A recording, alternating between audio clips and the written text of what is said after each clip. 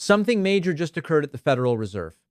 It undermines one of Donald Trump's biggest leverage points, and the Fed has expertly insulated itself for the expected departure of Fed Chairman Jerome Powell. Let me explain what took place and why it's so strategic. It was done quietly, it was done unanimously, and it happened far earlier than anyone anticipated.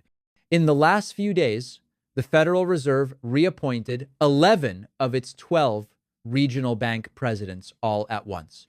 All right, so who cares? Why does that matter?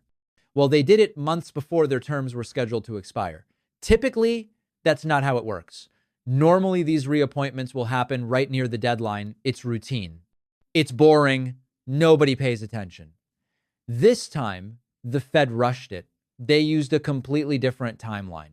Why does this matter? Trump is furious at the Fed.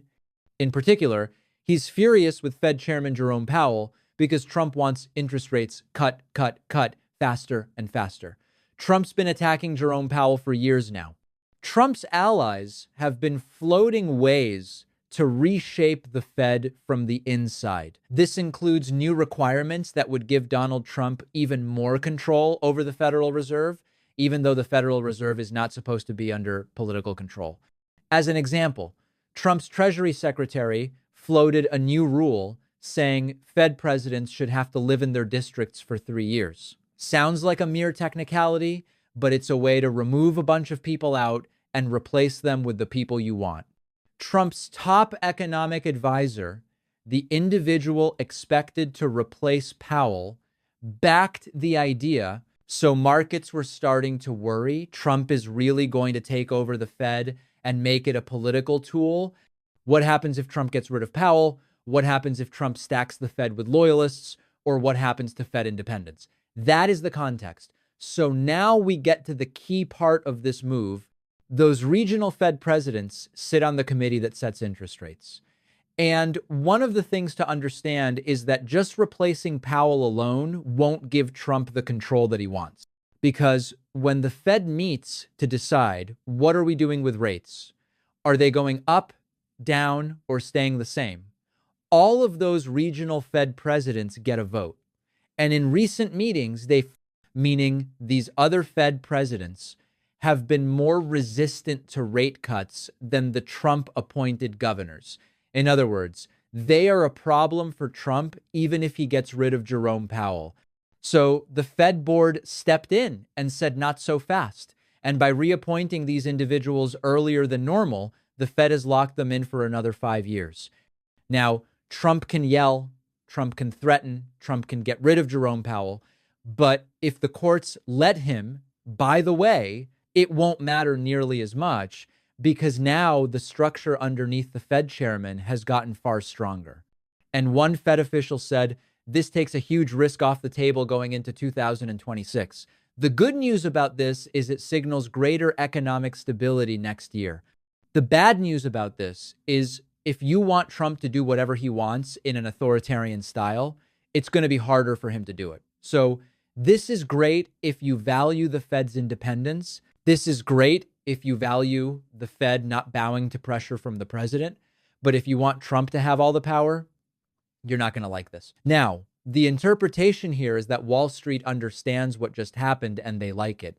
Because you look at bond yields, they went up. And economists are realizing the Fed has been insulated against Trump, is a better way to say it. Now, Trump can still do damage. The Fed is still not invincible.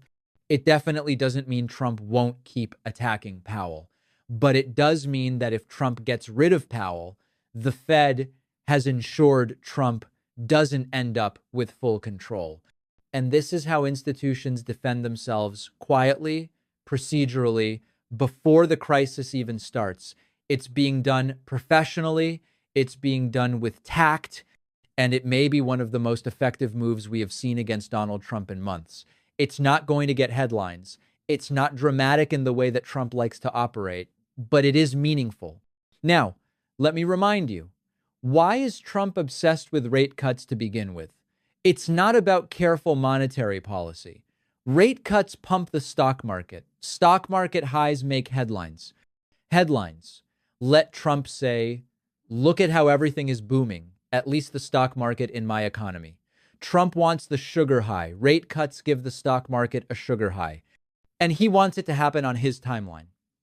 The Fed's job is to balance many different factors and decide where should rates be. So this move really hits Trump where it hurts, which is his ability to control the narrative. And it is a truly strategic move. I mean, just an excellent, excellent move from the Fed. And the most interesting part about it is all of these people angry that the Fed is trying to do this. That or the other thing, with these early reappointments, the economy will probably be better because of this next year.